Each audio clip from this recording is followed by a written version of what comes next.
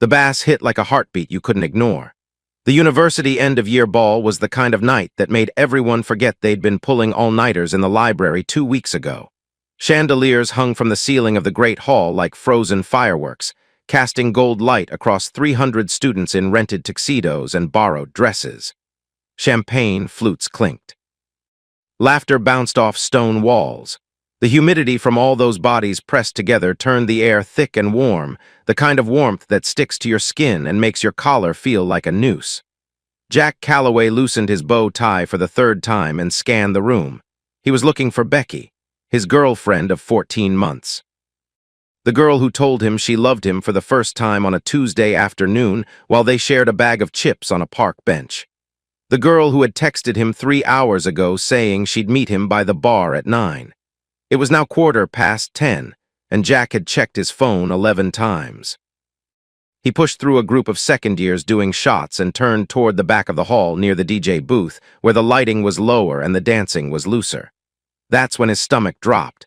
There she was, Becky Harris, 5'4", brown hair pinned up, wearing the green dress she'd shown him on FaceTime last week, the one she said made her feel like a movie star. And she was kissing someone, not a peck. Not a friendly goodbye. Her hands were on the back of his neck, fingers in his hair, and his arm was wrapped around her waist like he owned her. Jack's brain processed 3 things in order. First, the guy was Rob Mallender, captain of the football team, 6'2", the kind of jaw that looked like it had been carved out of something expensive. Second, this wasn't new. The way their bodies fit together, the casual confidence of the grip, the way Becky tilted her head, this had happened before. Many times. Third, people were watching Jack watch them. That was the part that burned. He could feel the eyes, a cluster of girls near the pillar, whispering behind their hands. 2 blokes from his politics seminar, staring with that horrible half-smile people wear when they're witnessing someone else's car crash. The room didn't stop. The music kept thumping, but Jack's world shrank to a pinhole. Becky pulled away from Rob and turned, maybe sensing the shift in the air, maybe just reaching for her drink. Her eyes found Jack's. Her face went beetroot red. Not the blush of embarrassment, the deep, full-body flush of someone caught in something they can never talk their way out of. Jack, she said his name like it was a question. He stood there. His legs felt like they were filled with wet concrete. Every instinct told him to move, walk away, turn around. But the crowd was thick and the exits were far and the whispers were already spreading like smoke through the hall, and all Jack could think was, everyone in this room knows except me. Rob Mallender had the decency to look uncomfortable for exactly 2 seconds before his face reset to its factory default smugness. "Mate," Rob said, just that. One word, as if that covered it. Jack's fists clenched. He could feel the adrenaline spiking, the primal part of his brain screaming to swing, to do something loud and stupid and satisfying. But Rob had 40 pounds on him and a squad of footballers 3 meters away, and Jack was smart enough to know the difference between brave and idiotic. So he just stood there, burning. That's when the hand touched his arm. It was light. Confident, the kind of touch that says, I know exactly what I'm doing and I need you to trust me for the next 30 seconds. There you are. The voice was warm, slightly amused, completely in control. I've been looking everywhere for you. Jack turned. The girl standing next to him was tall, not just tall, Amazonian, 5'10", maybe 5'11" in heels. Blonde hair that fell past her shoulders in loose waves, the kind that looked effortless but probably took an hour. Turquoise eyes, a white dress that caught the light like silk. She looked like she'd walked out of a perfume commercial and directly into the worst moment of Jack's life. She smiled at him, not at the situation. At him, like he was the only person in the room she wanted to see. Sorry I'm late, she said, loud enough for Becky and Rob and the cluster of onlookers to hear.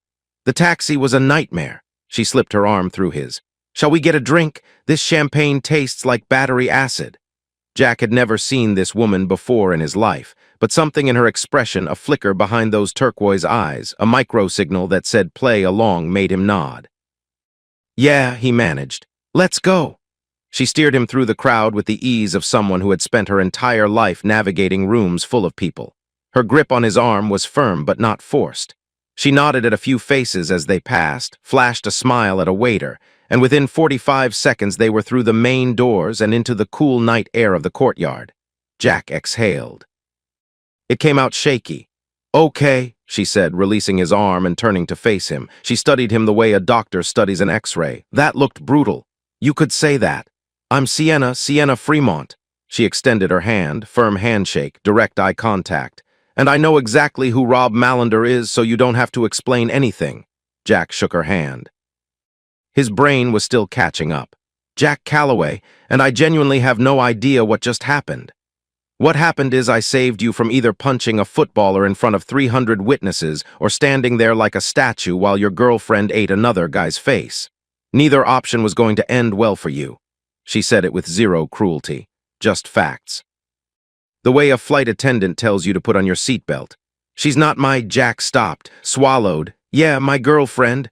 Not anymore, she's not." Sienna tilted her head. "Come on, I know a place." She took him to a bar called Harlow's, a 15-minute walk from campus. It was the kind of place Jack had walked past 100 times and never entered because the doorman wore a suit and the cocktail menu didn't have prices. Inside, the lighting was amber, the booths were leather, and the music was low enough to actually have a conversation. Sienna was greeted by name. She led him to a corner booth where 3 people were already sitting. 2 women and a man, all roughly Jack's age, all radiating the kind of relaxed confidence that comes from never having worried about a student loan. "Everyone, this is Jack," Sienna announced. "Jack, this is Olivia, Priya, and Marcus, also known as the only people at this university worth knowing." Olivia, dark hair, sharp cheekbones, a glass of red wine, gave a mock salute. "Welcome to the IT crowd, not the show, the concept. We're calling it that now," Marcus said. He was broad-shouldered, mixed-race, wearing a blazer that cost more than Jack's rent. "I thought we agreed on the collective." "That sounds like a cult," Priya said. She had kind eyes and an accent that shifted between London and something South Asian. "Hi, Jack. Sienna rescues strays." "It's her thing."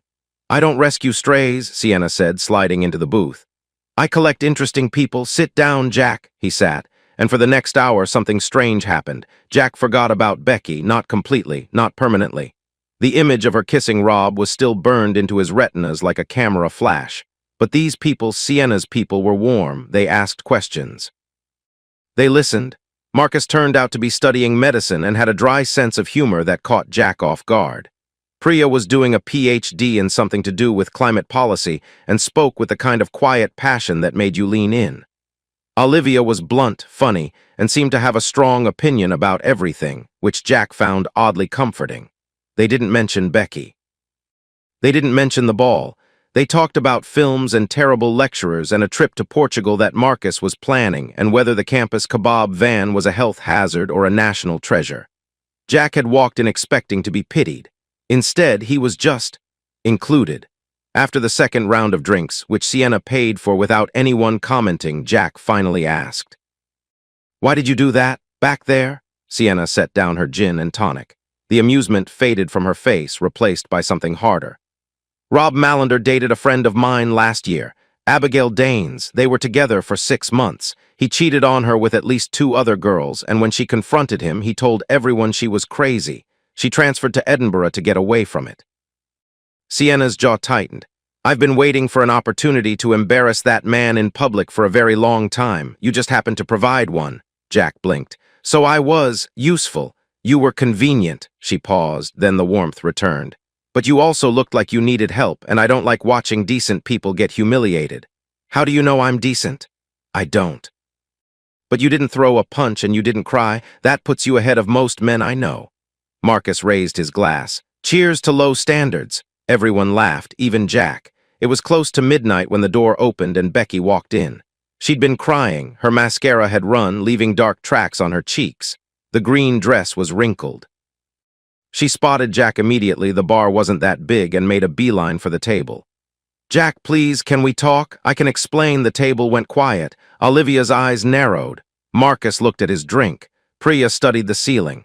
Jack looked at Becky. He thought about the park bench, the Tuesday afternoon, the chips. Then he thought about the back of Rob Mallender's head and Becky's fingers in his hair. "No," Jack said, "you can't."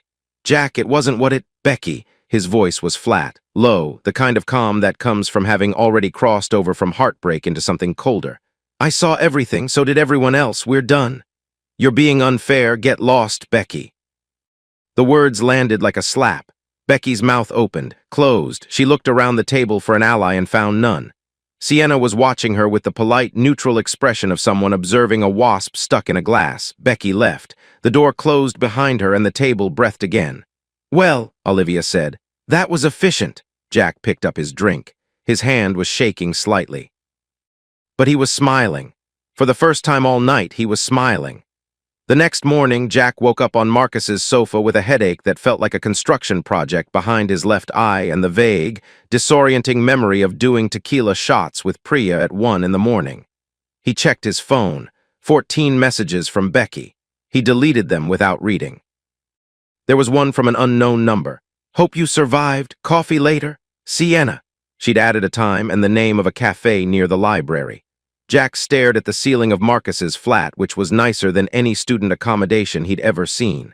High ceilings, actual artwork on the walls, a kitchen that had a coffee machine the size of a small car. He showered, borrowed a clean shirt from Marcus, and walked to the cafe. Sienna was already there, sitting by the window with a latte and a copy of the Financial Times folded beside her. She was wearing jeans and a cashmere sweater, no makeup, and she still looked like she belonged on a magazine cover. "You look terrible," she said cheerfully. "I feel worse." He sat down and ordered the strongest coffee the menu offered. They talked. Not about Becky, that subject felt exhausted already, like a fire that had burned itself out overnight. Instead, Sienna asked about his degree, politics and business, final year, his plans after graduation, vague, probably London, maybe corporate something, and where he was from, Suffolk, middle class, nothing special. She shared back. She was also doing politics and business, but in a different stream. Her father, Tom Fremont, was in construction and land development. "The kind of money that doesn't shout," she said, which Jack thought was an interesting thing to say while wearing a sweater that cost more than his laptop. Her mother, Margaret, sat on the boards of 3 charities and hosted dinner parties that ended up in society columns. "So you're rich," Jack said. "Wealthy," Sienna corrected, with a grin that told him she knew exactly how that sounded. "There's a difference, apparently. My mother explained it to me once. Something about old money versus new money versus money. I stopped listening." Jack laughed. He didn't want to like her this much. He was supposed to be heartbroken. He was supposed to be lying in bed listening to sad music and questioning his worth as a human being. Instead, he was sitting in a cafe with the most magnetic person he'd ever met, and she was making him laugh, and the sun was coming through the window, and the coffee was good. Over the next 2 weeks, something shifted. It started with study sessions. They were in overlapping modules: international relations, business strategy, political communication, and Sienna suggested they revise together.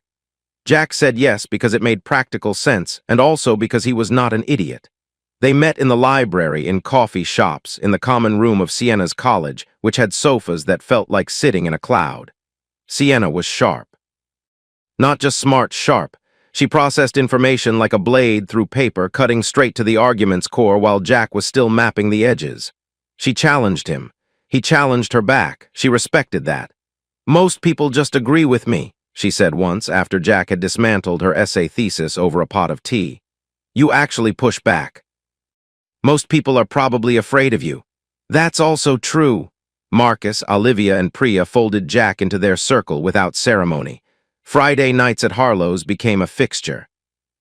Jack discovered that Marcus was funnier than anyone that good-looking had a right to be, that Olivia was training for a triathlon and could drink anyone under the table, and that Priya's quiet demeanor hid a competitive streak that emerged violently during pub quizzes. Jack had expected to feel like an outsider among them. He wasn't from money. His dad was a plumber. His mum worked part-time at a veterinary surgery. His idea of a fancy meal was a restaurant where they brought the food to your table instead of you collecting it from a counter. But these people didn't care, or if they did, they hid it well. They included him. They listened when he talked. They didn't flinch when he said he was on a scholarship. One Thursday evening, after a study session that had drifted into wine and takeaway pizza in Sienna's flat, she said something that stopped him cold. "I need to tell you something, and I need you to keep it between us." Jack set down his wine glass. "Okay, I have a boyfriend." The sentence landed strangely.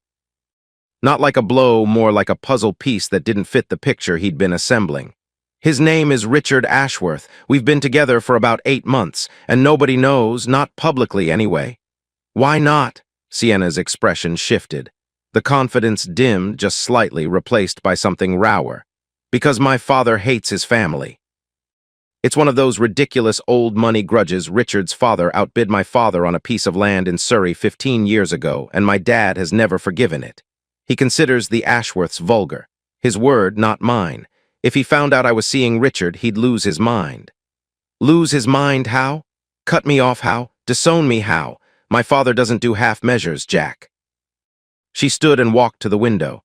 The light was fading outside, turning the sky over the campus from gold to gray. Richard is complicated. He's sweet. He's kind, but he's also terrified of confrontation. His father is the same way about mine, so we hide. We meet in London or at friends' places, or we drive somewhere no one knows us. It's exhausting. Jack watched her. She looked tired for the first time since he'd known her. Smaller somehow.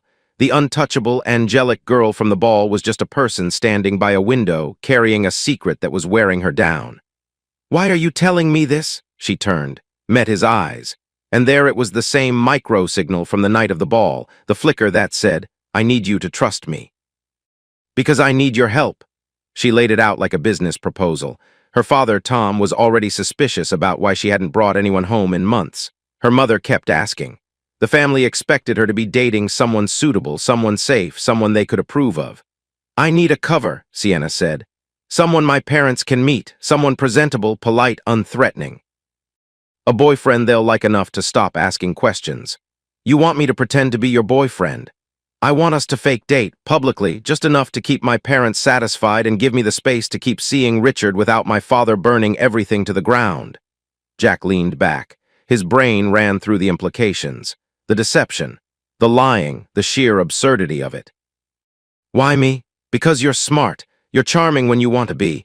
My parents will love you. You're polite, you're studying the right subject, and you're exactly non-threatening enough that my father won't feel the need to run a background check. Plus, after Becky, you're single. And after what I did for you at the ball, you owe me. She said the last part with a grin. But her eyes were serious. And what do I get out of this? Access. My father knows people in every industry in London. When we graduate, one word from him could open doors that would take you 10 years to find on your own. Jack thought about his dad, the plumber. The early mornings, the bad knees, the quiet pride of honest work. He thought about what his dad would say about this arrangement. Then he thought about London, about the career he wanted, about the gap between where he was and where he wanted to be and how wide it looked from here. Fine, he said. But there are rules, no kissing on the mouth. I'm not performing for an audience, and the moment this gets weird, I walk. Sienna smiled. The full smile, the one that made everything around her seem slightly less important. Deal, they shook hands. And just like that, Jack Calloway became Sienna Fremont's fake boyfriend. He told himself it was a business arrangement, a transaction, mutual benefit. He almost believed it. 3 days after the deal was struck, Becky Harris showed up at Jack's door. He was packing for the end of term. Textbooks in boxes, clothes in bags, the accumulated debris of a final year being sorted into keep and discard. He opened the door expecting a delivery driver and found Becky instead, standing in the corridor with red eyes and a coffee she hadn't touched. Please, she said. 5 minutes. He should have closed the door. He knew that even as he stepped aside and let her in. But there was a part of him, the part that remembered the Tuesday afternoon, the chips, the I love you that still owed her 5 minutes. She sat on the edge of his bed. He stayed standing, leaning against the desk. The room felt too small. It wasn't what you think, Becky began. You were kissing Rob Mallender at the ball, in front of everyone I know. What else would I think?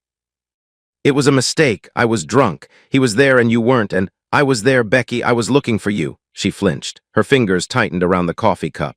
I know, and I hate myself for it. I've been hating myself for 2 weeks. I haven't slept. I haven't eaten properly. How long? The question stopped her. She looked at her hands.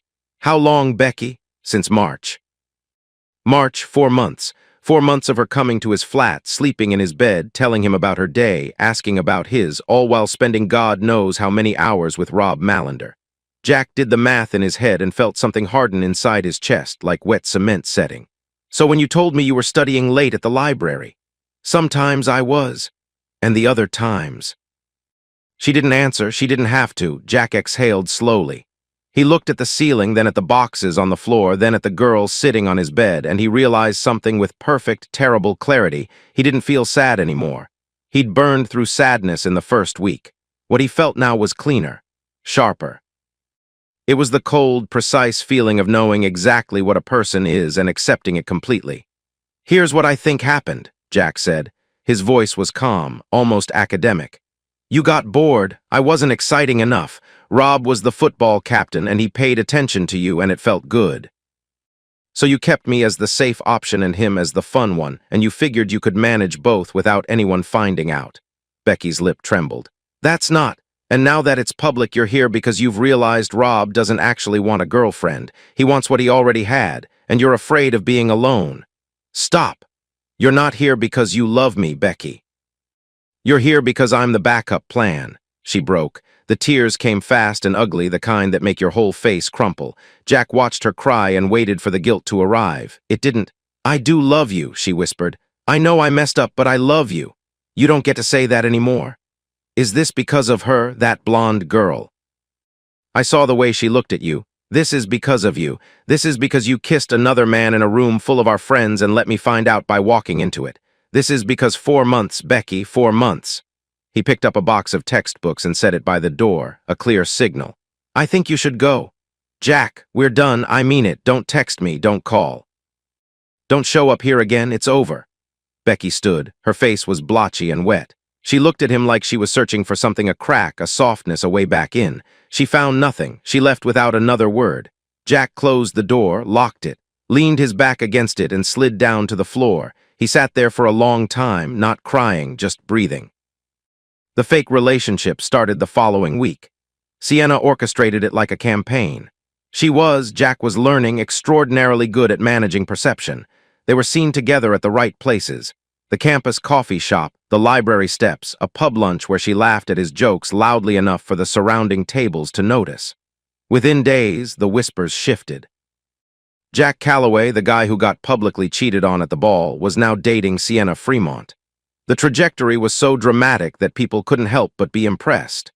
Jack felt the change immediately. Not in how others treated him, though that shifted too. A subtle increase in respect, in eye contact, in the way people said his name, but in how he carried himself. Walking next to Sienna was like standing next to a spotlight. Some of the light inevitably fell on you.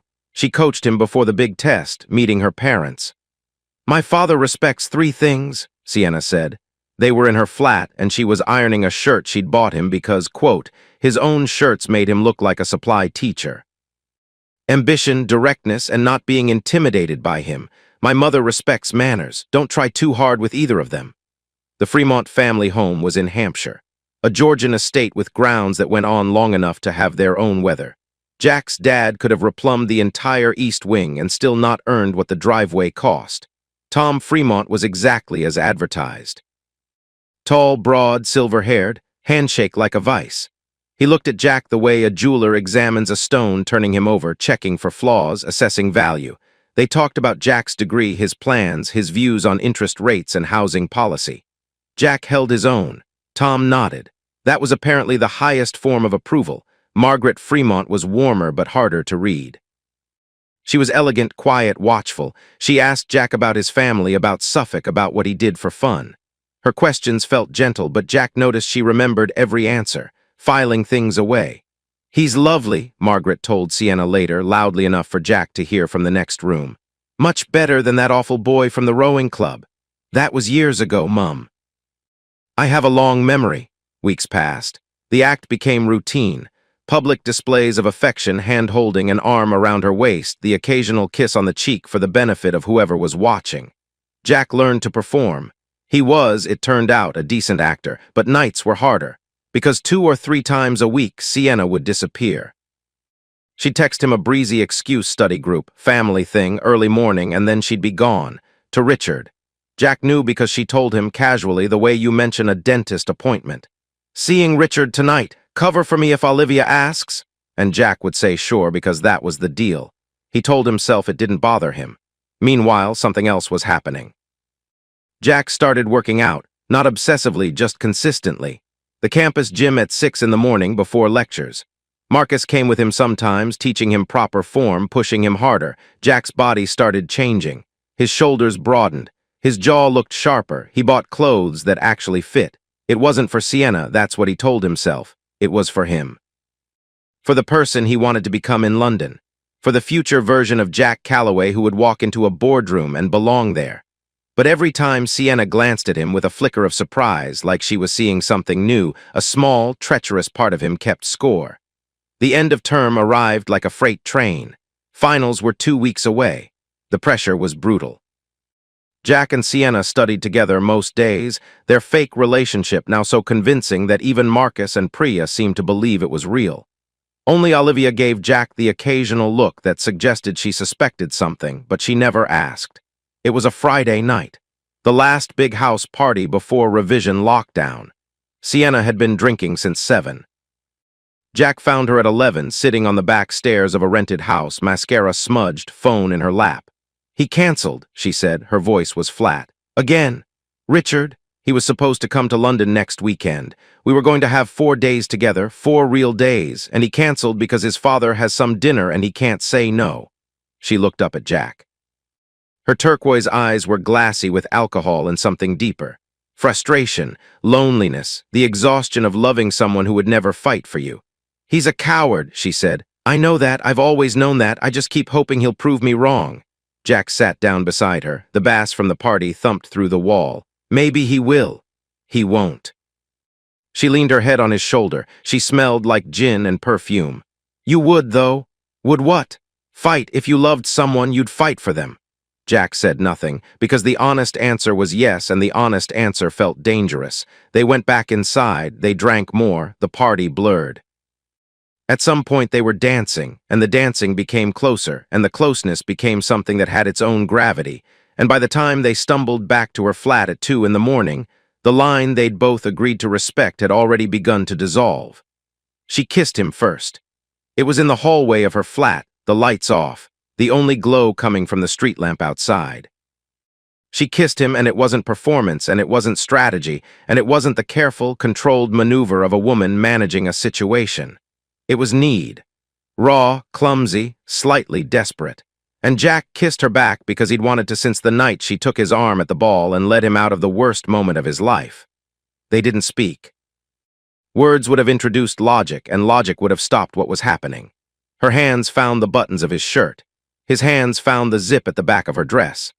The bedroom was dark and warm, and everything after that was heat and motion, and the sound of breathing, and the strange, overwhelming intimacy of touching someone you've been pretending to touch for weeks. It was intense. Not polished, not the choreographed passion of a film. It was awkward in places, and tender in others, and at one point she laughed against his mouth, and he laughed too, and the laughter became something else entirely. It was two people who had been pretending colliding with something real. Afterward, they lay in the dark, and Sienna's hand rested on his chest, and Jack stared at the ceiling and felt his heart beating against her palm and thought, "I am in serious trouble." Because he knew. He knew with the certainty of someone stepping off a cliff and feeling the air rush up. He was in love with her. Morning came in gray. Not the soft, golden kind of morning that makes everything look gentle and forgiving. The flat, overcast English kind. The kind that turns a bedroom into a courtroom. Jack woke first. His head throbbed. His mouth tasted like something had died in it. He was lying on his back in Sienna's bed, and the sheets smelled like her perfume and last night's gin, and for about 4 seconds before his brain fully powered on, he felt something close to happiness. Then he turned his head and saw her face. Sienna was awake. She was lying on her side watching him, and the expression she wore was not the expression of a woman waking up next to someone she wanted. It was tight, strained, the look of someone calculating damage. "Hey," Jack said. "Hey." She sat up, pulled the sheet around herself. A barrier, the silence lasted too long. "Sienna, that shouldn't have happened." 5 words. Delivered quietly, but with the precision of a surgeon cutting something out. Jack sat up slowly. He looked at her profile, the sharp jawline, the blonde hair falling across her shoulder, the turquoise eyes that were now fixed on the far wall, and he felt the ground beneath him begin to shift. "Okay," he said, carefully. "Do you want to talk about—" "It was a mistake, Jack. I was drunk." I was upset about Richard, and we crossed a line that we specifically agreed we wouldn't cross. You kissed me. I know. Her voice cracked just slightly before she sealed it over again. And I shouldn't have because I'm with Richard, and this what happened, it's cheating. I cheated on him, with you. The irony hit Jack like a cold wave. 6 weeks ago, he'd been the one cheated on. Now he was the other man. I need to tell him, Sienna said. She was already moving, out of bed, pulling on a robe, tying her hair back. Every gesture was a retreat. I need to be honest. Sienna, wait. I can't do this, Jack. I can't look at you right now and think clearly, please. He got dressed in silence. His shirt was on the hallway floor. One of his shoes was in the living room. Every object felt like evidence. At the door, he stopped, turned. It wasn't just the alcohol, he said. Not for me. She stood in the hallway, arms wrapped around herself, and looked at him with an expression that held at least 5 different emotions, none of which she was going to name. I know, she whispered. That's what makes it worse. The door closed. Jack walked back to his flat in last night's clothes, the morning air cold on his neck. Students were already out, heading to the library, to lectures, to the normal rhythms of a normal day. He felt like an alien among them, like he'd crossed into some other frequency overnight and couldn't find his way back. He checked his phone. No messages from Sienna. One from Marcus. You alive? You disappeared last night. He typed back. Alive, barely, talk later. He showered. He ate toast he couldn't taste. He sat at his desk and stared at his revision notes until the words blurred into meaningless shapes. Then he did what he always did when things fell apart. He worked. 4 days passed without contact. Jack threw himself into finals prep with the kind of manic focus that only heartbreak can produce. He studied until his vision swam. He went to the gym at 5 in the morning and ran until his lungs burned. He avoided the places Sienna might be, which was difficult because she was everywhere. The library, the coffee shop, the common room. On the 5th day, Marcus mentioned that the group was getting together at a restaurant near campus. End of exams thing. Sienna's organizing. You should come. Jack hesitated, but refusing would raise questions. And some part of him, the stupid, hopeful part that hadn't learned its lesson, wanted to see her. Wanted to believe that 4 days of silence had been her processing, not retreating. That she'd look at him and something would have shifted. He arrived at 8. The restaurant was Italian, small, candlelit. The kind of place couples go on anniversaries. Marcus and Priya were already at the table. Olivia arrived 2 minutes later with a bottle of wine and a story about a disastrous exam. Sienna came in at 8:30. She was not alone. Richard Ashworth walked in beside her. Tall, lean, dark-haired, with the kind of effortless good looks that came from generations of selective breeding and very expensive dental work. He wore a navy blazer and the easy smile of a man who had never been told no. Sienna's arm was looped through his. She saw Jack immediately. Their eyes met across the restaurant, and for 1 microsecond something passed between them, a flash of guilt, of apology, of please understand, before she reset her expression to polished warmth and guided Richard to the table. Everyone, this is Richard, she said. I've been keeping him a secret and I'm done hiding. Richard, this is everyone. The introductions went around. Richard was charming, polished. He shook hands with the right amount of firmness, said the right things, laughed at the right moments. He was, objectively, a good match for Sienna. Same world, same language, same invisible rulebook. Jack sat through dinner. He ate food he didn't taste. He smiled at jokes he didn't hear. He watched Sienna rest her hand on Richard's knee under the table and felt something inside him die, not dramatically, not with a scream, but quietly, like a candle going out in an empty room. After dinner, on the pavement outside, while the others said goodbye and called taxis, Jack found himself standing near Sienna and Richard. The street was wet. The air smelled like rain and restaurant kitchens. Jack, Richard said, extending his hand again. Great to finally meet you. Sienna talks about you all the time, says you're the smartest person in the cohort. She's being generous, Jack said. His voice was even, controlled. Good to meet you too. Sienna watched this exchange with the careful attention of someone monitoring a controlled explosion. Jack turned to her. He kept his voice low, not angry, not bitter, just honest. If he loved you the way you deserve, he'd tell his father tomorrow. He'd stand in front of your father and say, this is my choice and I'm not apologizing for it. That's what love looks like, Sienna, not hiding. Not canceling trips because Daddy has a dinner party. Sienna's face went very still. Richard, who hadn't heard, was talking to Marcus about cricket. "You don't know him," Sienna said quietly. "I know he's standing right here and you introduced him as a secret you're done hiding, and yet here you are, whispering with me so he can't hear what we're actually saying." Jack met her eyes. "Goodbye, Sienna. Good luck with finals." He walked away, down the wet street past the closed shops and the flickering street lamps, back to his flat where the boxes were packed and the walls were bare and London was waiting. He sat his exams. He scored high. Not because the material came easily, nothing came easily that month, but because he funneled every ounce of frustration, every sleepless night, every image of Sienna and Richard into his revision like fuel into a furnace. Graduation day was warm and bright and full of families with cameras and students in gowns who looked like they were playing dress-up. Jack's parents came. His dad wore a suit that was slightly too tight and looked profoundly uncomfortable. His mum cried because she always cried. Jack searched the crowd once, just once. He saw Sienna across the quad in her gown, standing between Tom and Margaret, smiling for a photograph. Richard was nowhere in sight. She saw him too. She raised her hand half wave, half something else, and Jack nodded in return. A small, clean gesture, acknowledgement without invitation. He loaded his boxes into his dad's van. He hugged his mum. He shook his dad's hand, then hugged him too because his dad looked like he needed it. "Proud of you, son," his dad said, gruff, sincere. "Thanks, Dad." They drove south, toward London.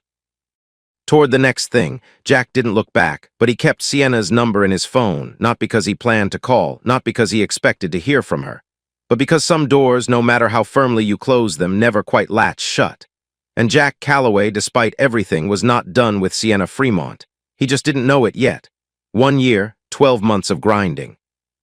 Jack Calloway had landed in London with a suitcase, a second-class degree that should have been a first, and a studio flat in Clapham that smelled permanently of damp and the Turkish restaurant below. He'd taken a graduate role at a mid-tier consultancy, the kind of firm that looked good on a CV and paid just enough to cover rent, transport, and 1 pint on a Friday if he didn't eat lunch. He was fine, not great. Fine. London had a way of making you feel like you were running on a treadmill someone else controlled the speed of. Everyone around him seemed to be accelerating promotions, networking events, weekend trips to places with names like Verbier and Comporta, while Jack walked to work in shoes that were starting to let in water and ate meal-prepped rice and chicken out of Tupperware at his desk. But he was free. That was the thing he held on to. No arrangements, no performances. No waking up in someone else's life and pretending it fit. It was a Thursday in October. Rain, the proper London kind.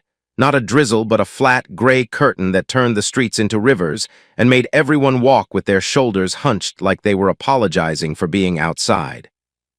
Jack ducked into a coffee shop near Waterloo, one of those places with exposed brick and filament bulbs that charged £4 for a flat white and acted like they were doing you a favor.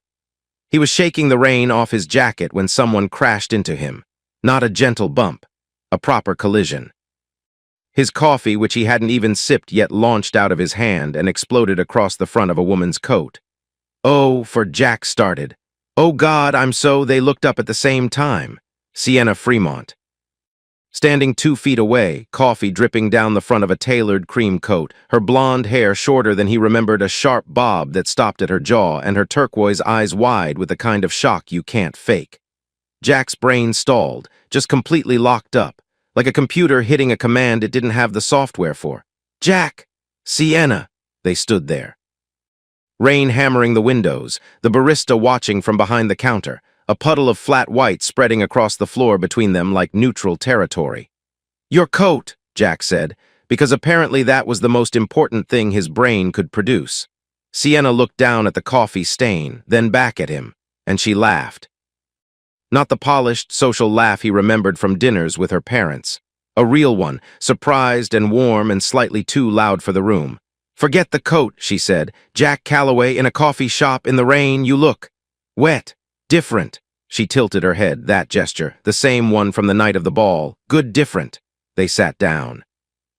Jack bought her a replacement coffee and a sparkling water for himself because his budget didn't stretch to 2 coffees in one day, and he wasn't about to explain that. She talked first. Of course she did. Richard and I ended about 4 months after graduation. What happened? Exactly what you said would happen. She stirred her latte, slowly, watching the foam spiral. I told my father. I said this is the man I love and you're going to have to accept it. And Richard, she paused. Richard asked me not to. He said the timing wasn't right, that we should wait until his father retired. And you said. I said if you won't stand next to me now, you never will. She met his eyes. Sound familiar? Jack said nothing, but something in his chest shifted. A door he'd sealed shut 12 months ago, rattling on its hinges. You were right, Sienna said quietly. On that pavement outside the restaurant, everything you said, he was a coward. I just needed to see it for myself. I'm sorry it took that long. Don't be, it was my mess. She leaned back. The confidence was different now, harder, more earned. I'm running for office. What? Parliamentary candidate. The party's been grooming me since I graduated. There's a seat opening in Surrey's safe constituency, by-election expected next spring. She smiled, and there it was again, that magnetic pull, like gravity had personal preferences. Turns out all those years of managing my father's expectations were excellent training for managing a party whip. Jack laughed. He didn't want to, but she was still the most alive person in any room she walked into, and the rain outside made the coffee shop feel small and warm and separate from everything else. They talked for 2 hours. She asked about his job. He was honest, mid-tier firm, decent work, nothing spectacular. She didn't flinch. She didn't offer to fix it. She just listened. At the door, coats on, umbrella wars about to begin, Sienna stopped. Have dinner with me. Sienna, not an arrangement, not a deal, just dinner, 2 old friends. She paused. Unless you're seeing someone. He wasn't. He'd gone on a handful of dates, a lawyer from Hinge who talked exclusively about herself, a teacher from his gym who was lovely but made him feel nothing. Nobody who made the room change temperature when they walked in. Friday, he said. You're buying. Obviously. She stepped into the rain. He watched her go, the sharp coat, the confident stride, the way people on the pavement seemed to move out of her way without being asked. Jack stood in the doorway and thought, don't do this. Then he saved her new number in his phone and walked to the tube. Friday, the Donmer Warehouse. A production of something intense and critically acclaimed that Sienna had booked because she knew people, which was becoming a recurring theme. Jack wore the best shirt he owned. It was still not good enough for the front row, but Sienna didn't seem to notice, or if she did, she didn't care. The play was about power, a couple destroying each other with precision and intelligence. Jack spent half of it watching the stage and the other half watching Sienna's profile in the dark, the way her jaw tightened during the confrontation scenes, the way her fingers gripped the armrest when the lead actress delivered a monologue about choosing ambition over love. After, they walked. The rain had stopped, and London at night was doing that thing where the wet streets reflected all the lights and everything looked like a film set. That was brutal, Jack said. That was honest. Sienna glanced at him. People destroy each other all the time. At least they were doing it with good dialogue. They ended up at a wine bar in Covent Garden, small, candle-lit. The kind of place where the tables were too close together and you had to lean in to hear each other. I need to say something, Sienna said, halfway through the second bottle, and I need you to let me finish before you respond. That's never a good opening. I was terrible to you, at university, the deal, the fake dating, the night she stopped, took a breath. I used you. I told myself it was mutual, that you were getting something out of it too, but the truth is I knew how you felt and I let it happen because it was convenient. And when it got complicated, I chose the easy option, Richard, the familiar thing. Jack looked at his wine, a deep red catching the candlelight. I've thought about that night a lot, she continued. Not just the physical part. The way you looked at me the next morning, like I'd broken something you'd trusted me with, I've never forgotten that. Sienna, let me finish. Her voice was steady, but her hand on the stem of her glass was not. I'm not the same person. I'm not saying I'm fixed. I don't think people get fixed, but I know what I did wrong. And I know that sitting across from you right now is the best I've felt in a year. The silence between them was heavy, not uncomfortable, heavy like a held breath. I'm not going to pretend I'm over it, Jack said. What happened? You chose him. I did. In front of me at that restaurant, you walked in on his arm like the previous night didn't happen. I know. That was the worst part. Not the rejection, the erasure, like I was a draft you deleted. Sienna flinched. A small, controlled flinch, but he caught it. "You're right," she said, "and I can't undo it, but I can be different now if you let me." Jack wanted to say no. The smart part of his brain, the part that remembered the cold morning light and the sound of her door closing, was screaming at him to pay his half of the bill and walk away. But then she reached across the table and put her hand on his. And it was warm and real, and every logical objection he had dissolved like sugar in hot water. They left the wine bar at midnight. The walk to her flat in Kensington took 20 minutes. They covered it in 10. What happened next was not like university. That had been drunken, blurred, tangled up in guilt and confusion. This was deliberate. She opened the door and he kissed her in the hallway, and she pulled him toward the stairs, and every step was a choice. Her coat dropped on the landing. His jacket hit the banister. They didn't make it to the bedroom on the first attempt. The stairs became a temporary compromise, her back against the carpet, his hands bracing on the step above. Laughter dissolving into something deeper, until eventually they moved to the bedroom proper, where things became slower, more focused, and considerably less architectural. He stayed the night. In the morning, the light through her curtains was pale gold. She was already awake, propped on one elbow, watching him. "You're still here," she said. "Did you think I wouldn't be? Last time I woke up and wished you weren't. This time I woke up and checked." He pulled her close. She pressed her face into his neck. They stayed like that for a long time. Two people choosing not to repeat the worst version of themselves. The next 3 months were, by any measure, good. They dated, properly. Restaurants and walks, and Sunday mornings reading newspapers in bed. They argued about politics. She was further right than he was, which produced spectacular debates over breakfast. She met Marcus for a drink and charmed him within 15 minutes. Priya sent Jack a text that said, "She's impressive, be careful." Olivia said nothing, which was its own message. Sienna's political career was accelerating. The by-election in Surrey was confirmed. She was the party's chosen candidate. Meetings, strategy sessions, photo opportunities, donor dinners. Jack watched from the edge of it, proud and slightly dazzled, like standing too close to a bonfire. It was a Tuesday evening, 6 weeks in, when she brought it up. They were cooking, or rather, Jack was cooking, and Sienna was sitting on the counter drinking wine and supervising in her kitchen. "The party wants me to present a certain image," she said, casually. The way someone mentions the weather. "What kind of image?" "Stable, grounded, the kind of woman voters trust with their schools and hospitals." She took a sip. "They think a relationship helps, preferably an engagement." Jack set down the spatula. "An engagement. For the cameras, for the constituency. You know how it works. A single woman running for office is ambitious. A woman with a partner is dedicated. That's incredibly cynical. That's incredibly accurate." She hopped off the counter, walked toward him, put her hands on his chest. "I'm not asking you to pretend. We're together, we're real. I'm just asking you to let people see it publicly, an engagement announcement, a ring, a few photos in the local press. And after the election. After the election, we do whatever we want, but right now I need the party to believe I'm exactly the kind of woman they can sell to Middle England." Jack looked at her, the turquoise eyes, the absolute certainty, the hand on his chest that was warm and steady and impossible to say no to. "You're asking me to be a prop again. I'm asking you to be my partner, publicly. Is that so terrible?" It wasn't. That was the problem, because this time he wasn't pretending. He loved her. And the line between supporting someone and being used by them is only visible from the outside. "Fine," he said, "but I picked the ring." She kissed him hard, and the pasta burned. The engagement made the local papers within a week. Fremont heir and rising star announces engagement to business consultant. The photo was good. Jack in a suit he'd bought on credit, Sienna in a navy dress, both of them smiling on the steps of her constituency office. They looked like a political brochure come to life. Jack's mother called. She was thrilled. His father asked if Sienna's family had a house that needed replumbing, which was his version of a blessing. Then Tom Fremont called. "Dinner," Tom said. "Not a question. Saturday, Hampshire, Margaret's cooking." Margaret was not cooking.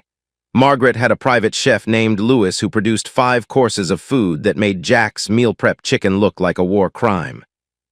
The Hampshire house was exactly as he remembered Georgian stone, grounds that stretched to the horizon, the quiet authority of generational wealth sitting comfortably on the landscape. Tom waited until the port. Margaret had excused herself. Sienna was taking a call in the other room. Tom poured 2 glasses and pushed one across the table toward Jack. "You've done well," Tom said. "Sienna tells me you're at a consultancy. Good firm." "It's decent. It's beneath you." Tom said it the way he said everything as fact, not opinion. "You're sharp, you think fast, you could be making 4 times your salary in the right environment." "I appreciate that, but George Benson, Chief Operating Officer at Redcliffe Construction, runs the largest infrastructure portfolio in the Southeast. He owes me several favors, and he's looking for someone to run his new Strategic Partnerships division."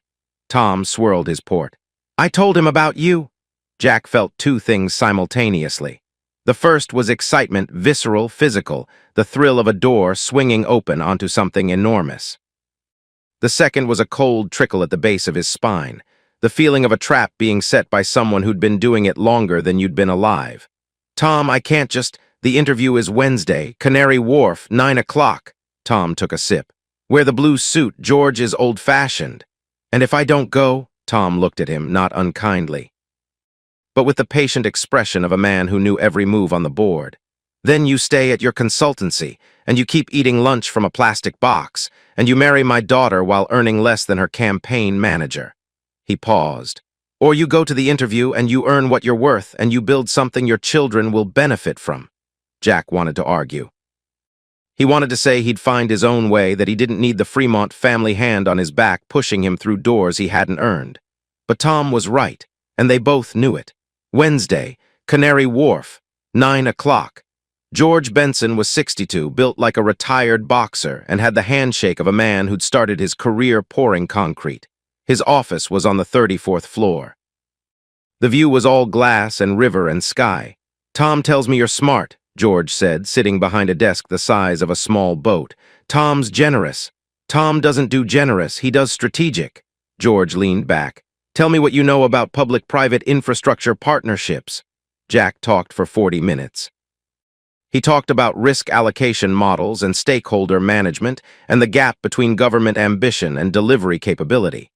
He talked about 3 case studies he'd worked on at the consultancy.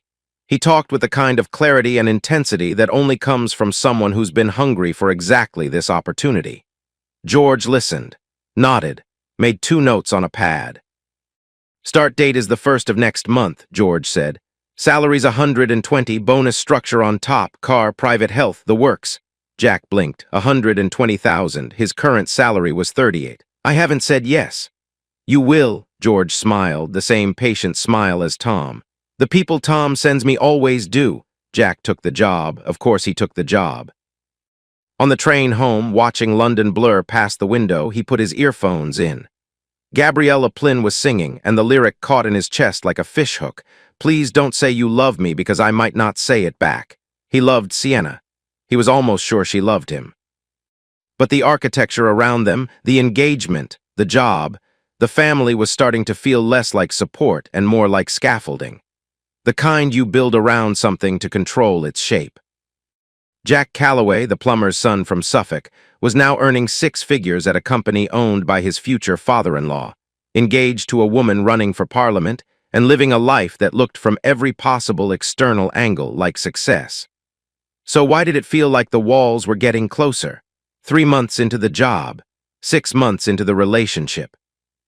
Jack was sitting in Sienna's living room on a Sunday evening, laptop open, reviewing a contract for a rail depot in Kent, when she walked in and sat on the coffee table directly in front of him. She was wearing his shirt, nothing else. Her hair was still damp from the shower.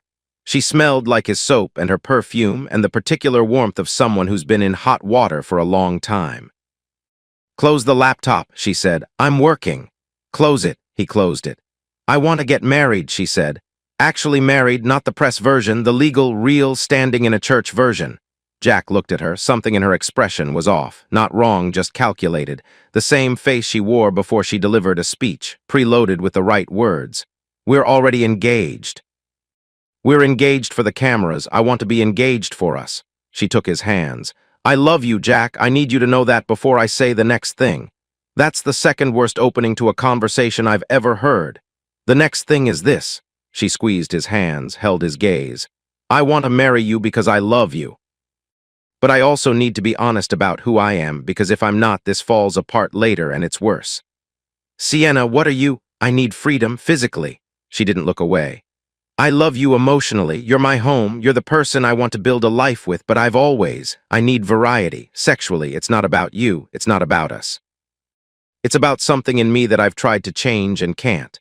The words landed like stones dropped into still water, one by one, rippling outward. You're asking for an open marriage. I'm asking for honesty. I could lie. I could marry you and sneak around and you'd never know. That's what most people do. I'm choosing to tell you the truth. Jack pulled his hands away, slowly, not in anger. In something worse. You want to sleep with other men while being married to me. I want to be with you in every way that matters. I want your name, your future, your children one day. I just need you to accept that the physical part of me isn't exclusive. It never has been. And Richard, was this what happened with? Richard couldn't handle it. Richard wanted a wife who smiled and baked and pretended to be someone she wasn't. I thought you were different. Different? You're asking me to share you. I'm asking you to love the real me, not the version you've built in your head. Jack stood up, walked to the window. London was lit up below, 1,000,000 windows in 1,000,000 buildings, and behind some fraction of them, people were probably having this exact conversation, and he hated all of them. I'm not into sharing, he said. His voice was flat, controlled. The same cold calm he'd found the night he told Becky to get lost. I don't care how you frame it, open marriage, modern arrangement. Whatever language makes it sound civilized. You're asking me to be okay with you in bed with other people, and I'm not. Jack. And the worst part? He turned. You waited until I was in love with you, until I had the ring, the job your father gave me, the flat I can only afford because of the salary he arranged. You waited until I was in deep, and then you told me. Because you knew if you'd said this on day one, I'd have walked. Sienna's face changed, just for a moment, a crack in the armor because he was right and she knew it. That's not, I'm going home, I need to think. Jack, please don't leave like this. We can talk about, I'm not leaving the relationship. I'm leaving the room. There's a difference. But right now, I need to not be looking at you. He picked up his jacket. At the door, he stopped. I love you, he said, without turning around. That's the only reason I'm not walking out for good. The door closed, and Sienna sat on the coffee table in his shirt in the quiet, and she did not cry. She just stared at the closed laptop and the empty chair and waited. 4 days of silence. Jack didn't call. Sienna didn't push. It was the longest they'd gone without speaking since the reunion, and the silence had its own weight pressing down on every hour, filling the gaps between work and sleep with the kind of restless, circular thinking that makes you feel like you're going insane while sitting perfectly still. On Friday evening, his phone rang. Not Sienna, Tom. My study. Tomorrow morning, 10 o'clock. A pause. It's time we talked properly, Jack. The study in the Fremont family home was a room designed to intimidate, dark oak paneling, floor-to-ceiling bookshelves, a desk that looked like it had been liberated from a Victorian headmaster's office, heavy curtains that kept the natural light at bay, replaced by the warm glow of a green-shaded desk lamp. Tom sat behind the desk. Sienna sat in a leather chair to his left. Neither of them stood when Jack entered. Margaret appeared briefly. She set a tray of tea on the sideboard, gave Jack a look he couldn't quite read, and left.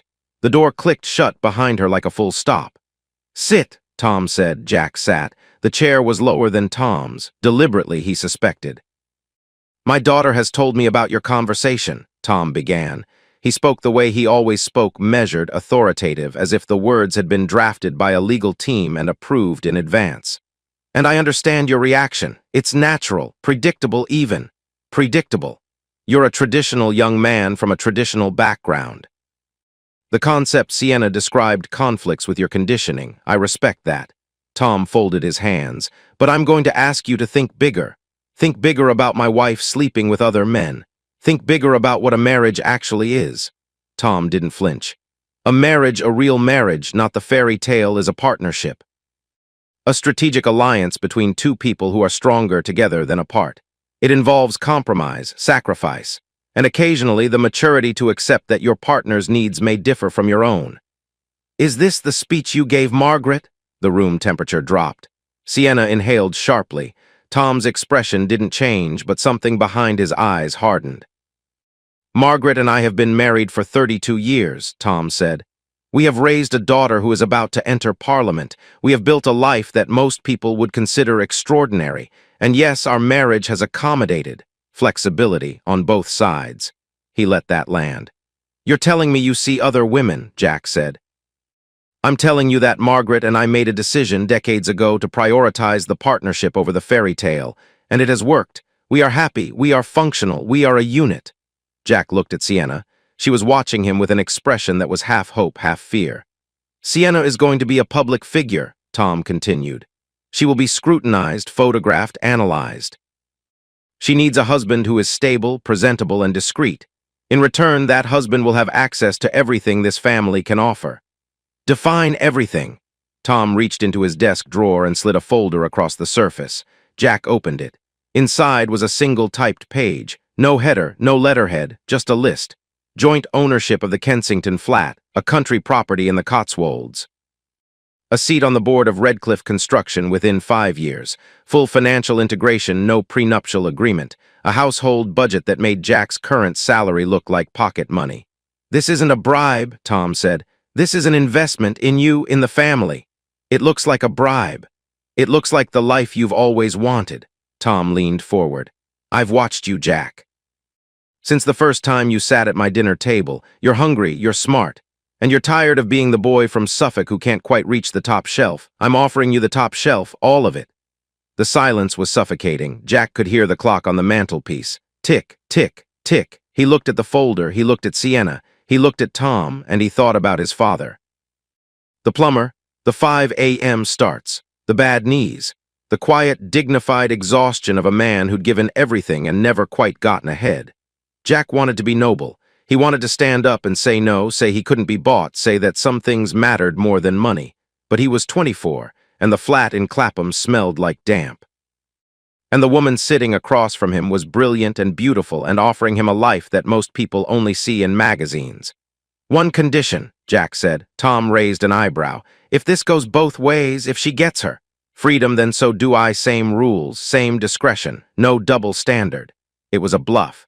Jack had no interest in sleeping with anyone else. But he needed to feel like he had a card in his hand, even if he never planned to play it. Tom looked at Sienna. Sienna looked at Jack. "Agreed," she said. They shook hands, 3 people in a dark room, sealing a deal that felt less like a marriage and more like a merger.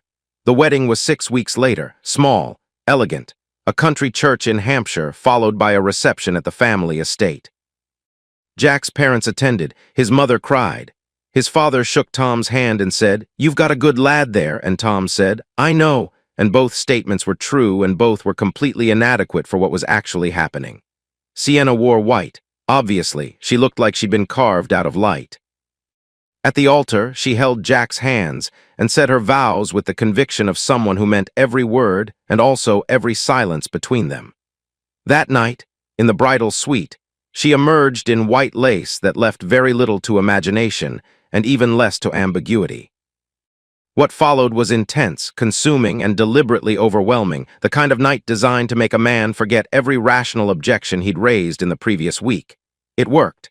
Jack lay in the dark afterward, his new wife asleep on his chest, and stared at the ceiling of a room that cost more per night than his old monthly rent. He'd made his choice. Eyes open. Terms accepted. Golden cage, gilded key. Now he just had to live in it. 2 years. That's how long you can run on momentum before gravity catches up. From the outside, Jack and Sienna Calloway Fremont were the couple that made you feel slightly worse about your own life. She won the Surrey by-election by a landslide, youngest female MP in the party, media darling, the face of a new generation of politics. The kind of politician who could be photographed eating a bacon sandwich without it becoming a national incident. Jack climbed the ranks at Redcliffe Construction like the building was on fire, and the exit was at the top. Strategic Partnerships Director by 27. A corner office on the 34th floor with a view of the Thames that made clients sign things faster. They lived in the Kensington flat. 4 bedrooms, original cornicing, a kitchen island the size of a small country. They hosted dinner parties where MPs rubbed shoulders with developers, and everyone drank wine that cost more than Jack's first car.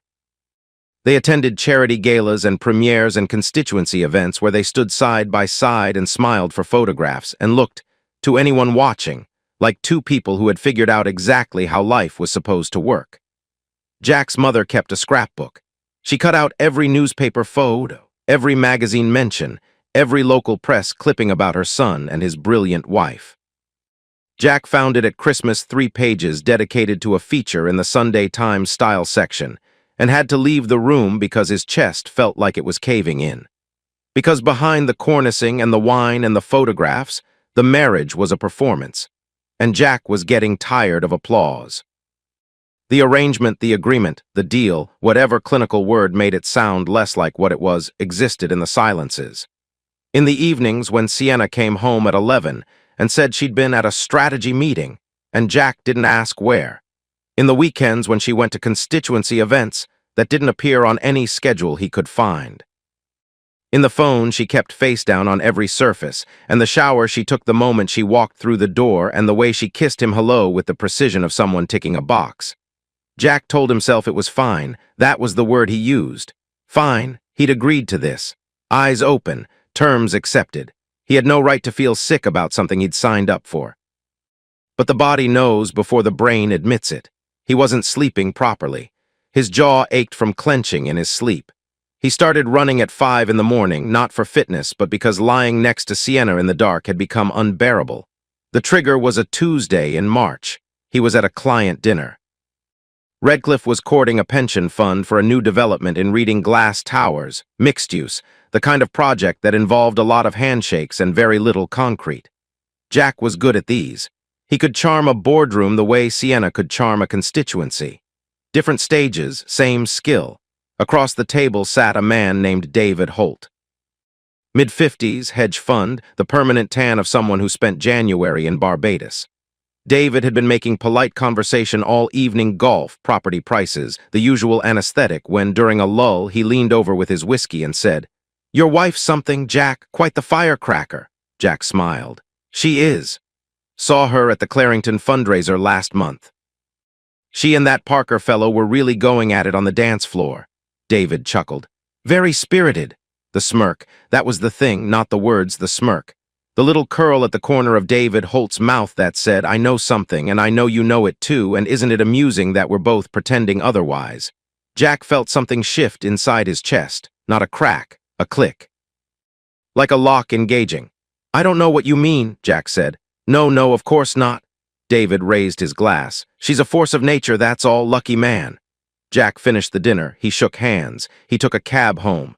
He walked through the door of the Kensington flat at 10:30, and Sienna was on the sofa in silk pajamas, reading constituency briefings with her glasses on. She looked up. "How was dinner?" "Fine." That word again. "Sienna, I need to ask you something." "Okay. How many?" She took off her glasses, slowly, the way someone removes a mask. "How many what?" "Men, since we got married, how many?" The silence was its own answer. It lasted 4 seconds. Long enough for Jack to hear the fridge humming in the kitchen and the taxi pulling away outside and his own heartbeat thudding in his ears. "3, Sienna said. 3. "Yes." Jack waited for the anger. The white-hot fury he'd imagined in the hypothetical version of this conversation he'd run 1,000 times in his head. It didn't come. Instead, something colder arrived. A feeling like watching a building being demolished from very far away. All the structure, all the architecture of what he'd told himself this marriage was a real partnership with one unusual clause collapsed into dust. 3 men, in 2 years, while he'd been running at 5 a.m. and lying awake in the dark and telling himself, fine, fine, fine. Do I know any of them?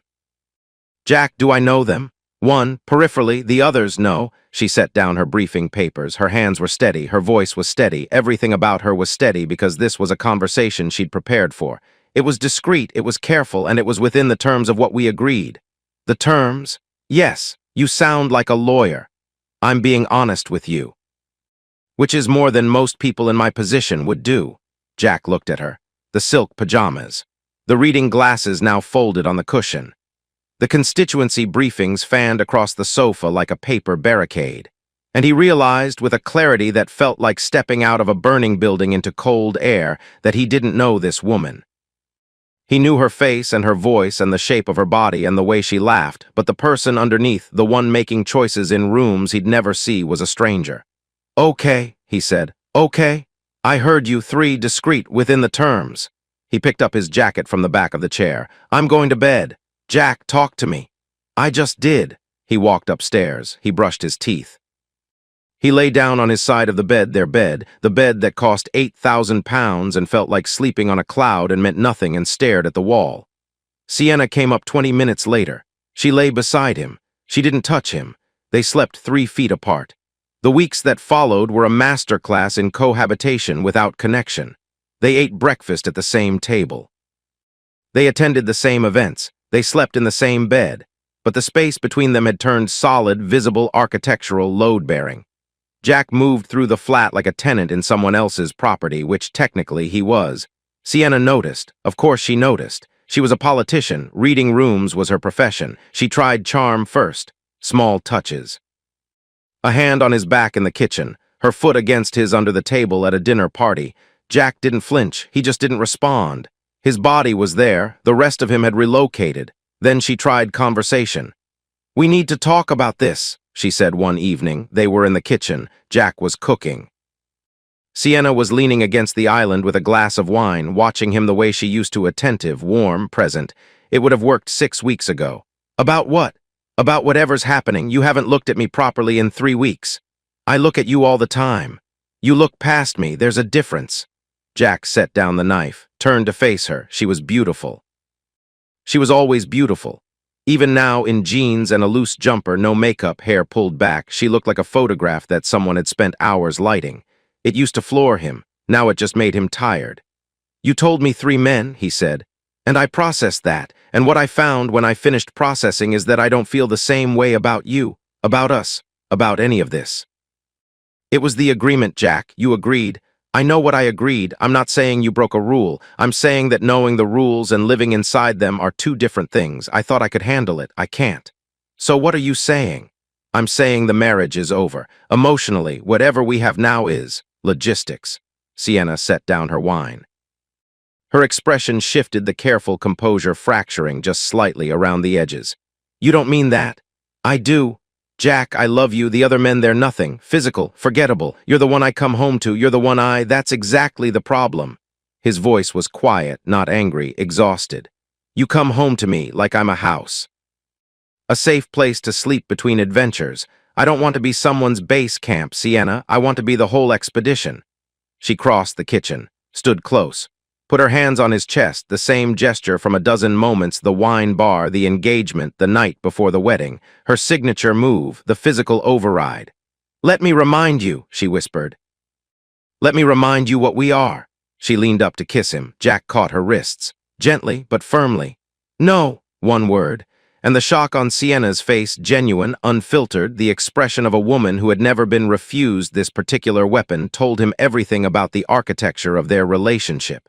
She stepped back. Her eyes were wet. Not tears, not yet, but the shimmer of something she was fighting hard to keep inside. "So that's it, you just switch off?" "Maybe you haven't changed," Jack said, "but I have." The silence after that was brutal. Kitchen sounds, the extractor fan, a car alarm somewhere on the street, all the background noise of a life that was still happening while theirs was ending. "I want a divorce," Jack said. "You can't." "I can. The general election is in 7 months. If you leave now, if this becomes public, it destroys everything I've built. My career, my reputation, everything. That's not my problem. It is your problem because you work for my father's company. You live in my family's flat.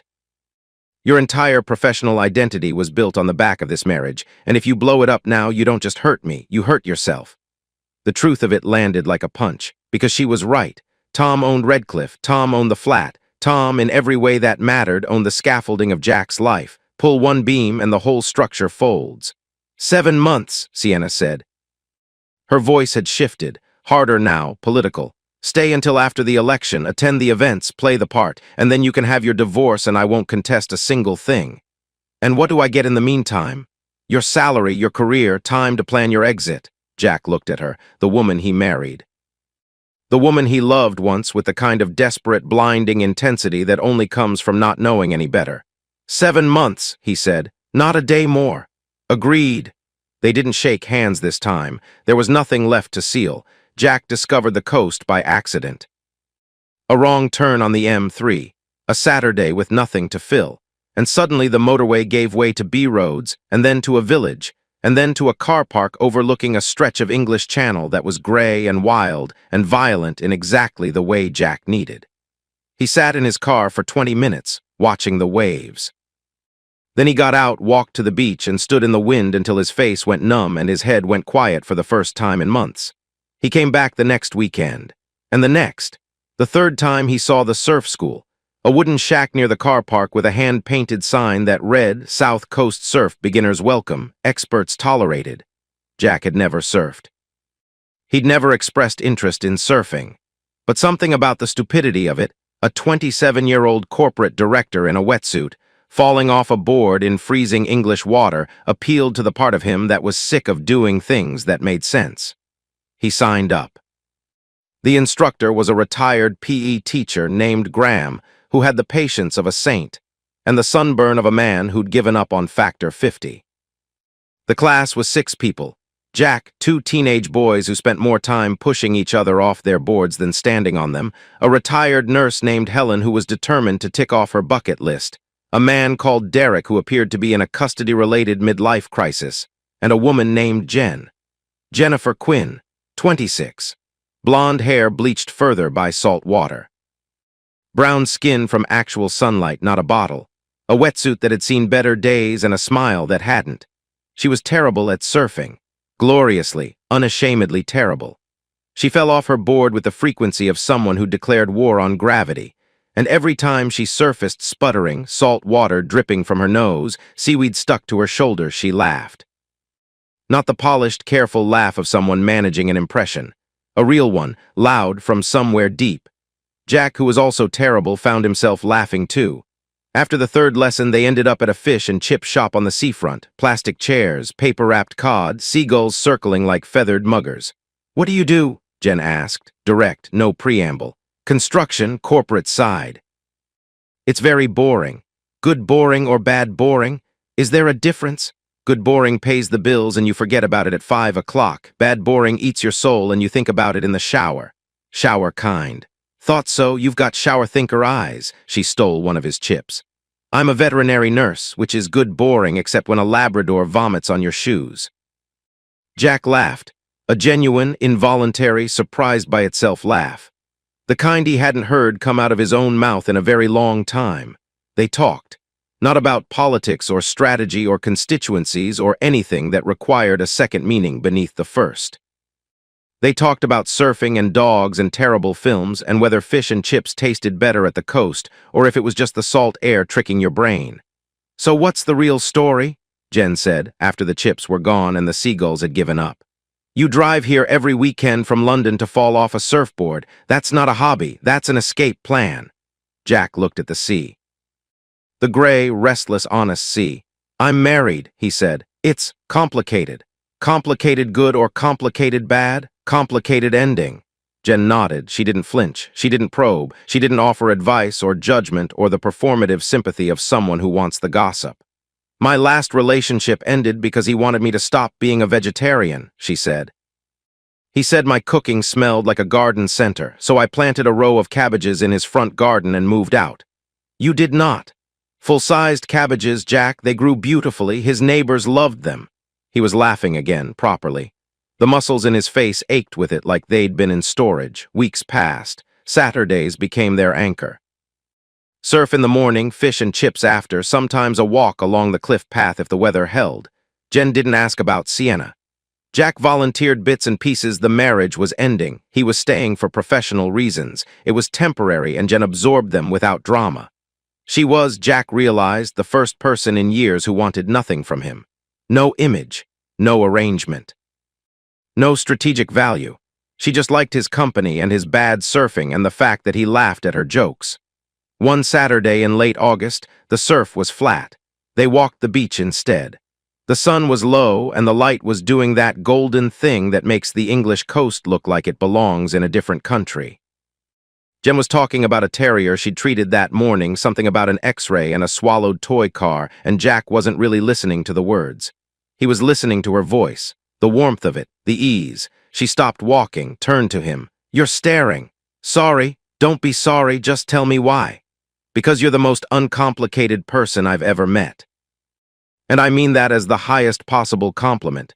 Jen looked at him. The wind pushed her hair across her face. She didn't fix it. I'm going to kiss you now, she said. And if that's a problem, you should say so in the next 3 seconds. Jack said nothing. She kissed him, soft, brief, tasting like salt and the lip balm she was always reapplying. It was the smallest, simplest, least dramatic kiss of his adult life. It was the cleanest thing he'd felt in years. The following Saturday, Jen wasn't at surf class. Jack checked his phone. No messages. He texted her on Thursday a photo of a particularly ugly dog he'd seen outside a coffee shop, captioned "Your next patient," and the blue ticks showed delivered but not read. He figured she was busy, a late shift, a family thing, life. The Saturday after that, she wasn't there either. Graham, the instructor, shrugged when Jack asked. Haven't heard from her, people drop in and out. That's the coast. Jack drove to her house after the lesson. Jen lived in a cottage about a mile from the beach, small, white-walled, a bicycle leaning against the fence and a window box of herbs that she'd pointed out proudly on the one occasion he'd dropped her home. The herbs were wilting. The bicycle was gone. He knocked. Nothing. He knocked again, harder, and the door of the neighboring house opened. A woman in her 60s, holding a watering can, peered over the fence. Looking for Jennifer. Yeah, is she around? Gone, love, about 10 days ago, very sudden. Some men came to help her move. She said she'd been offered a job abroad, veterinary work, somewhere tropical. Abroad? Where abroad? She didn't say exactly. Somewhere in Asia, I think. Indonesia, Bali. She seemed in a rush. Didn't even cancel the milk. Jack stood on the doorstep, the wilting herbs, the absent bicycle, the milk bottles stacked in the porch uncollected. Did she seem okay when she left? The neighbor hesitated, a tiny pause, but Jack caught it. She seemed fine, the woman said, carefully. A bit quiet, maybe. Those men who helped her move were very efficient, professional types. Not her usual crowd. Professional types. Smart clothes, black car, you know the sort. Jack knew the sort. He drove back to London with his hands tight on the wheel and his mind running calculations he didn't want to finish. Professional types, black car, sudden departure, no goodbye. He thought about Tom Fremont, the man who'd arranged Jack's career with a single phone call. The man who'd been married for 32 years by controlling every variable. The man whose daughter was 7 months from a general election and whose son-in-law had been spending every Saturday at the coast with a blonde veterinary nurse. Jack had no proof, no evidence, no smoking gun. Just a missing woman and a row of dying herbs and the cold, creeping certainty that the family he'd married into was capable of things he hadn't let himself imagine. He picked up his phone, dialed Sienna. Where's Jen? A pause. Who? Don't do that, don't play that game with me. Jennifer Quinn, the woman I've been seeing at the coast. Where is she? Jack, I have no idea what you're... She's gone. Vanished. No warning, no message. Professional movers. Black car. Does any of this sound familiar? Does any of this sound like your father's handwriting? Another pause, longer this time. I don't know what you're talking about, Sienna said. Her voice was level, parliamentary. The voice she used when journalists asked about expenses. If your friend has moved away, that's her choice. People move. People don't disappear, Sienna, not without saying goodbye, not unless someone makes them. You're being paranoid. Am I?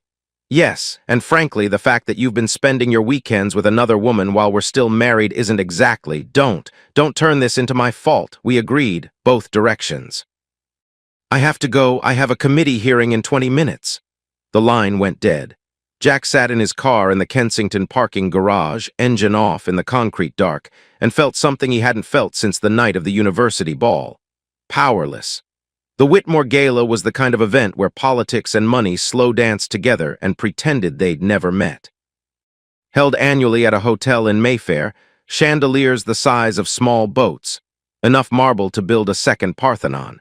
A string quartet playing something inoffensive near the entrance, it was the pre-election event of the season.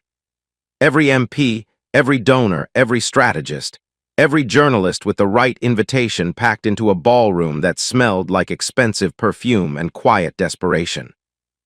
Jack arrived at 8, black tie, hair cut that morning, shoes polished to a military standard. He looked by any measure like a man in control.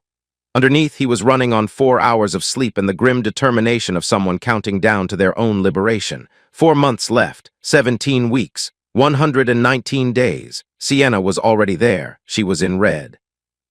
A deliberate choice. Red photographed well. Red said power. Red said notice me.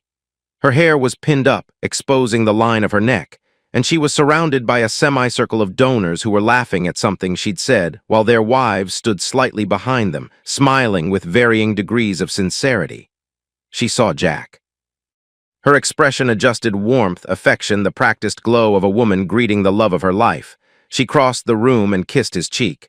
"You look wonderful," she said. "You look like a campaign poster." "Thank you." It wasn't a compliment. She held his arm. They circulated. Jack shook hands. He made small talk. He ate canapes that cost more per bite than a meal at Jen's fish and chip shop and tasted like nothing. He scanned the room out of habit. Donors. MPs. A cabinet minister telling an anecdote that had been polished so many times it had lost all texture. Margaret in navy, standing near the bar with the particular stillness of a woman who had attended 3 decades of these events and no longer bothered pretending they were interesting. Tom, holding court near the terrace doors, whiskey in hand, commanding a cluster of businessmen. And then Jack saw him. William Parker, 31. Labour MP for somewhere in the Midlands, recently defected to Sienna's party in a move that had dominated the news cycle for a week. Young, sharp-jawed, the kind of handsome that comes with its own gravitational pull. He was standing by the bar, and he was looking at Sienna with the expression of a man who knew exactly what was underneath the red dress.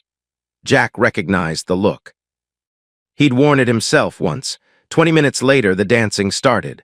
Jack was talking to a constituency chairman about planning regulations, the conversational equivalent of chewing cardboard, when he glanced toward the floor.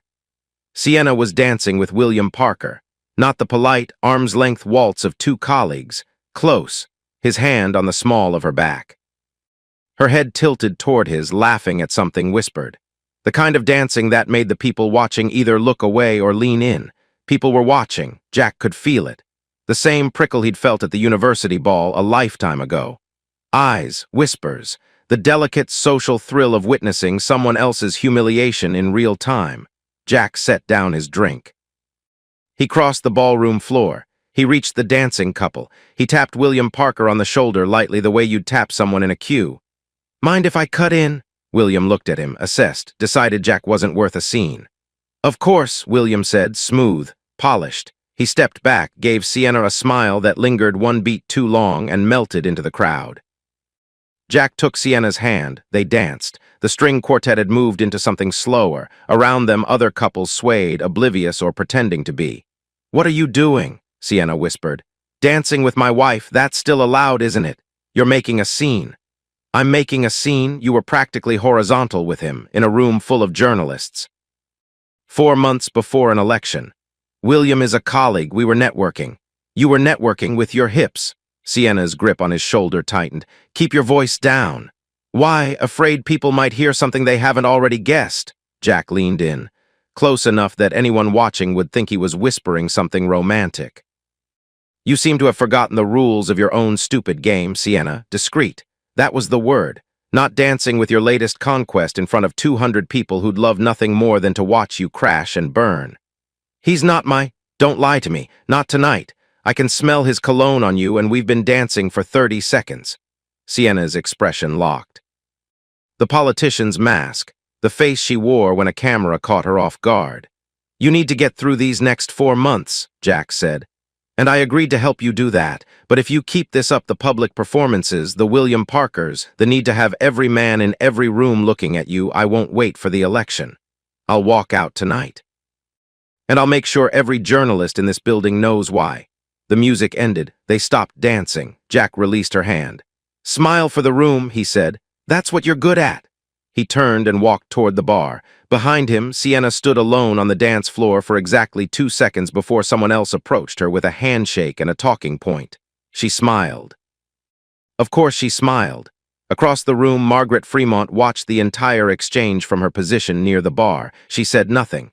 She sipped her water, and she observed. The meeting was Tom's idea. Of course it was, 3 days after the gala, a Sunday morning.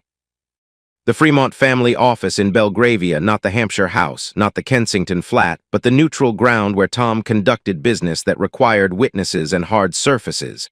3rd floor of a Georgian terrace, a conference table that seated 12. Blinds drawn, coffee laid out by someone who'd been told to disappear afterward. Jack arrived first, deliberately. He wanted to be seated, settled, in control of the room before anyone else walked in. He chose the chair at the far end of the table, facing the door.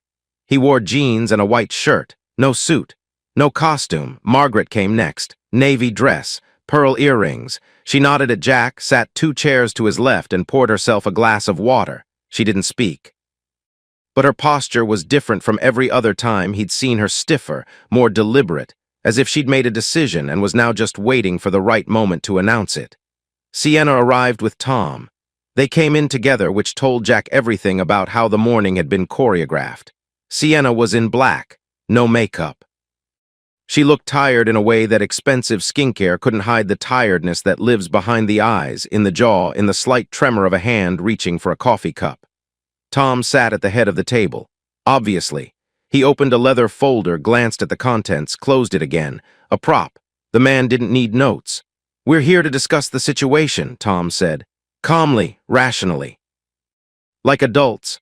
"Where's William?" Jack said. The room went still. "I'm sorry," Tom said. "William Parker, he should be here since he's apparently part of this family now, or at least part of my wife. I think he deserves a seat at the table." Sienna's head snapped toward him. "Jack, don't. I invited him," Jack said. "Last night, sent a message through his constituency office. Told him it was regarding a personal matter connected to Sienna Fremont. He'll be here." Tom's expression didn't change. But something shifted behind his eyes, the recalculation of a man who'd walked into a room expecting to run the meeting and just discovered someone had rewritten the agenda. The buzzer rang 7 minutes later. William Parker entered the conference room the way he entered everything, with the confident stride of a man who'd been told his entire life that rooms were lucky to have him. 31, dark suit, clean jaw, the kind of politician who'd been groomed for the role since prep school. But today, the confidence had a crack in it. His eyes moved fast, scanning the room, registering Tom, Sienna, Margaret, landing on Jack. "What's this about?" William said. He didn't sit. "Sit down, William," Jack said, pleasantly, the way you'd offer someone a drink. William looked at Sienna. She looked at the table. He sat. "Right," Jack said. "Since we're all here and since Tom wanted a rational conversation, let's have one." He turned to William. "How long have you been sleeping with my wife?" The words detonated across the table like a grenade, with the pin pulled out very slowly. William opened his mouth, closed it, looked at Sienna again. She was gripping her coffee cup with both hands, eyes fixed on its surface, studying it like it contained the answers to something. "I don't think that's 3 months." Jack continued. 4, since the defection, was that part of the deal? Switch parties, get the candidate as a bonus." "That's offensive," William said. His voice had found its footing, the parliamentary voice, measured, authoritative, completely hollow. "Sienna and I are colleagues. Whatever you think you've seen, I've seen you with your hand on my wife's back at the Whitmore Gala. I've seen you whispering in her ear while 200 people pretended not to watch, and I've had a hedge fund manager make a joke about it to my face over whiskey." Jack leaned forward. "So let's skip the part where you deny it and get to the part that matters." "Jack," Sienna started. "Not yet." He kept his eyes on William. "You're married, aren't you, William?" The crack widened. "My personal life isn't married. 2 kids, a girl and a boy. Your wife's name is Charlotte. She runs a children's literacy charity in Warwickshire. There's a lovely photo of the 4 of you on your constituency website. Dog included, a spaniel, I think." William said nothing. His jaw was clenched so tight that the muscle twitched visibly. "So here's how this goes," Jack said. His voice was calm, almost conversational, the calmness of someone who has nothing left to lose. "You can continue this affair with my wife, that's your choice. But if you do, I will make sure Charlotte finds out, not through gossip, not through a newspaper, from me personally. I'll drive to Warwickshire myself. And then I'll hold a press conference as the husband of an MP and the son-in-law of Tom Fremont, and I'll explain, in detail, how 2 members of the same party managed to conduct an affair while both were supposed to be representing family values to their constituencies." The room was silent. Tom's face was unreadable. Margaret sipped her water. William Parker looked at Sienna. Really looked at her, and what Jack saw in that look was not love, not loyalty, not even lust. It was calculation, the rapid, cold arithmetic of a man weighing his career against his desires. "Sienna," William said, I think we need to don't, Sienna whispered. This isn't sustainable, you understand that. If this becomes public, we both, don't you dare. I'm sorry, William stood. Straightened his jacket. The politician's reflex fixed the exterior even as the interior collapses. I have to think about my family, about my seat. I can't be involved in this. He looked at Jack, not with anger, with something worse, relief. Jack had given him the excuse he needed to walk away without looking like the one who quit. I'll see myself out, William said, and he left. The door closed behind him with the soft, expensive click of quality hardware. Sienna sat very still for a long time. The coffee cup was still in her hands. Her knuckles were white. He was never going to stay, Jack said, gently, not cruelly. They never do, not the Williams, not the Richards. The men you choose as lovers are always the men who will leave when it costs them something. Stop. Because you don't pick men who love you, you pick men who want you. And those aren't the same thing, Sienna. They've never been the same thing. Sienna looked up. Her eyes were dry, but the expression on her face was something Jack had never seen before, not anger, not shame, not political composure. It was recognition. The dawning, terrible understanding of a pattern she'd been running since university, laid bare under conference room lighting. Tom cleared his throat. Well, now that the theatrics are over, we're not done, Jack said. Not even close. Tom Fremont was not a man who panicked. He was a man who recalculated. William Parker was gone. The door had barely closed before Tom was already reshaping the board, adjusting the pieces, finding the angle that kept everything standing. Jack, Tom said. His voice was steady, warm, even, the voice of a man about to make you an offer so generous you'd feel ungrateful for refusing it. I understand you're angry. You have every right to be.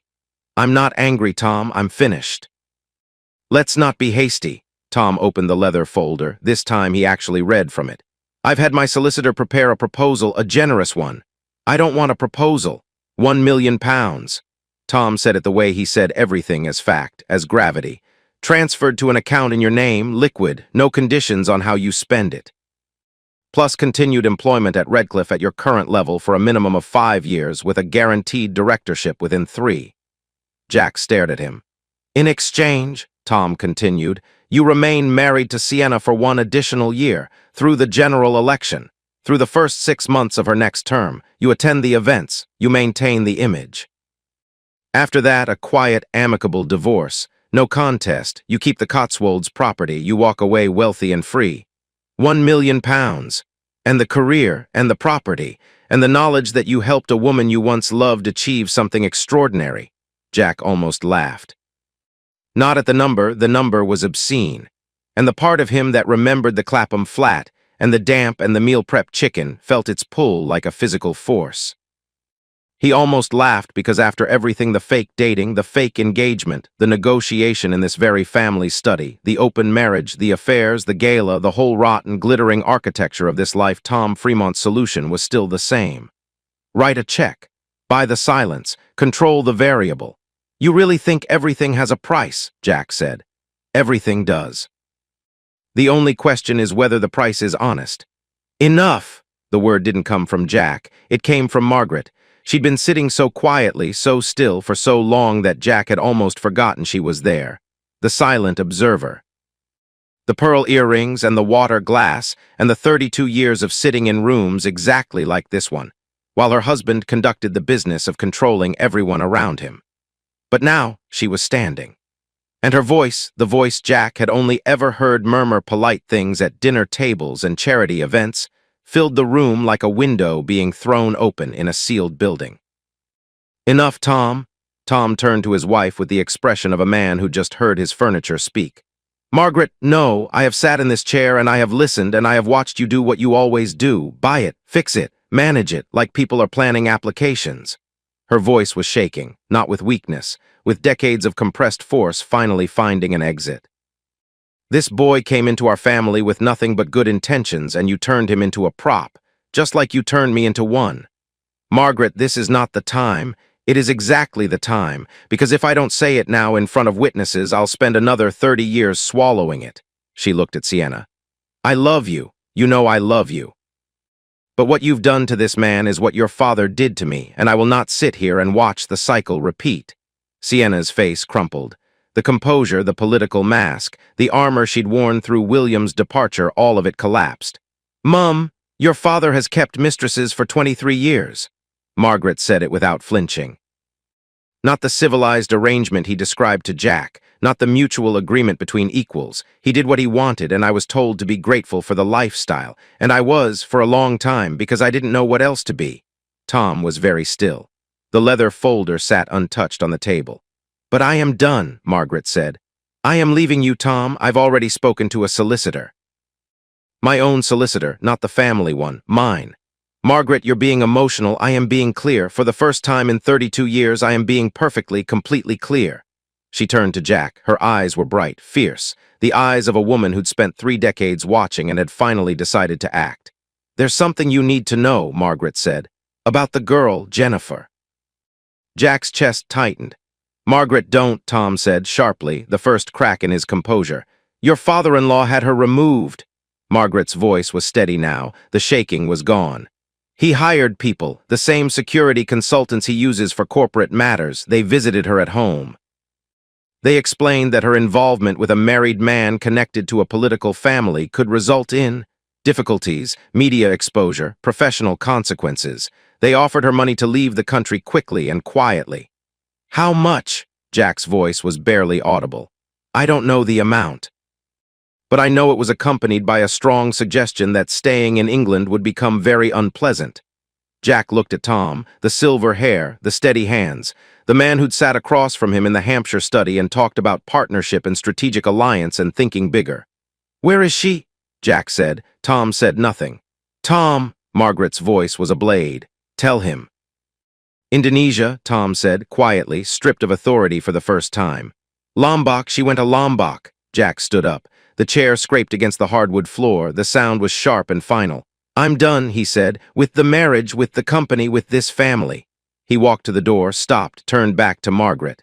"Thank you," he said, "for telling the truth." Margaret nodded. She picked up her handbag from the back of the chair, straightened her pearls, and she walked out of the conference room with Jack, leaving Tom and Sienna sitting at a table designed for 12 in a room that had never felt emptier. In the hallway, Margaret put her hand on Jack's arm. The same light, confident touch her daughter had used the night of the university ball. The same gesture. But from a different woman, one who meant it. "She loved you," Margaret said. "In her way, it just wasn't a way that was good enough." "I know. Go find the girl, Jack." The lift arrived. They stepped in together. The doors closed. Behind them, in the conference room, Sienna Fremont sat alone at the table and stared at her cold coffee and did not cry. Not yet. 4 days passed. Jack spent them in a hotel in Bloomsbury, mid-range. Anonymous, the kind of place where businessmen with canceled flights stare at room service menus. He didn't go to the Kensington flat. He didn't go to Redcliffe. He turned off his phone for 48 hours and let the silence do what silence does when you've been living inside noise for too long.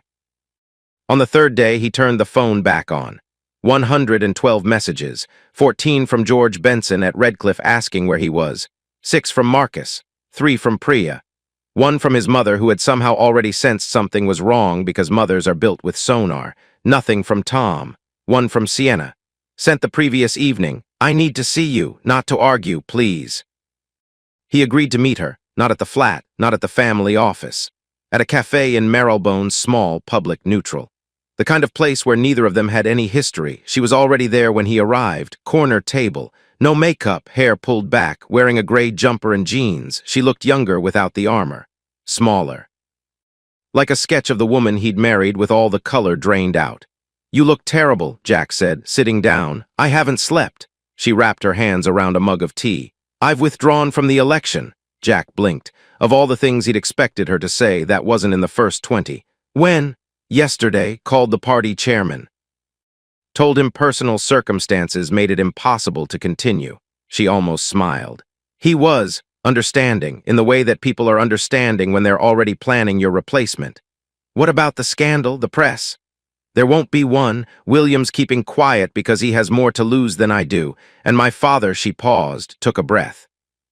"My father is dealing with my mother's solicitor and doesn't have the bandwidth to manage my career and his marriage simultaneously. Turns out even Tom Fremont has a limit." Jack ordered a coffee.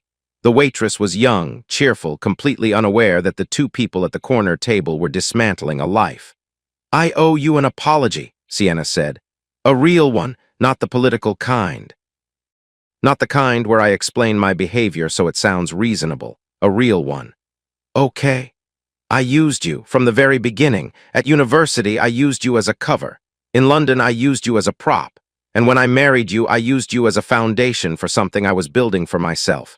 I told myself I loved you, and I did, Jack. I did love you, but the love was never the point. The point was always what you gave me: stability, image, a good man standing next to me so I could do whatever I wanted behind him." She said it without crying, without performing. Just the flat, exhausted honesty of someone who had finally run out of better versions of the truth. "I didn't know how to love someone without an arrangement," she continued. "My parents' marriage was an arrangement. Every relationship I've ever seen was an arrangement. I thought that was just how it worked, that you find someone useful and you call it love because the word makes it sound better. And the other men were exactly what you said at the conference table: not political necessity, not physical need, ego, proof that I could have anything I wanted without consequences." She looked at him. "You were right about the Richards and the Williams. I chose men who'd leave because if they left, it meant I never had to be vulnerable. You were the only one who stayed, and I punished you for it." Jack sat with that. He turned his coffee cup slowly on the saucer. "I know about Jen," he said. "Your mother told me." Sienna closed her eyes. "I know she did. Did you know?" "About what your father did." A long silence. The cafe hummed around them, cutlery, conversation, a child laughing at a table by the window. "Not the details," Sienna said. "I knew he'd handled it. I didn't ask how. I didn't want to know how." She opened her eyes. "Which is the same thing as knowing, isn't it?" "Yes. I'm sorry for Jen, for all of it. She didn't deserve to be collateral in my family's damage." "No, she didn't." Sienna reached into her bag and pulled out a folded piece of paper. She slid it across the table. "Her address in Lombok. My mother got it from my father's security people." She paused. "Apparently she's working at a surf school near a village called Kuta, not the Bali one, the Lombok one." Jack took the paper. Unfolded it, an address, a village name, a phone number. "Why are you giving me this?" "Because you should go, because she made you happy in a way I never could, and because—" Sienna's voice caught for the first time, a small fracture in the steadiness. "Because if I can't be the person who loves you properly, the least I can do is point you toward someone who can." Jack looked at the paper. Then at Sienna. "I'm resigning from Redcliffe," he said. "Tomorrow. You don't have to do that. The job is yours. You earned it. The job was your father's. The interview was your father's. The salary, the office, the title, all of it was scaffolding, and I need to know I can stand without it. You can. You always could. That was the thing I never told you, Jack. You didn't need us. Any of us, you just thought you did." They sat for a while longer, not as husband and wife, not as exes, as two people who'd been through something together that neither of them would ever fully explain to anyone else. At the door, Sienna stopped him. "For what it's worth," she said, "I did love you. I know you might not believe that. And I know the way I loved you was selfish and conditional and never enough. But it was real. In its own broken way, it was real." Jack looked at her, the turquoise eyes, the face he'd been staring at since a university ball a lifetime ago. The woman who'd rescued him and ruined him and taught him, through years of painful education, the difference between being wanted and being loved. "I know," he said. "Goodbye, Sienna. Goodbye, Jack." He walked out into Marylebone. The air was cold, November. The trees were bare and the sky was the color of old pewter, and London looked exactly like it always looked at the end of something gray, indifferent, already moving on. Jack pulled out his phone. Googled flights to Lombok. There was one leaving Heathrow tomorrow evening. A connection through Singapore. 22 hours of travel to get to a woman he'd known for a handful of Saturdays on an English beach. He booked it. Then he called his mother. "Mum, I'm going to Indonesia." A pause. "Is everything all right?" "Not yet, but I think it's about to be."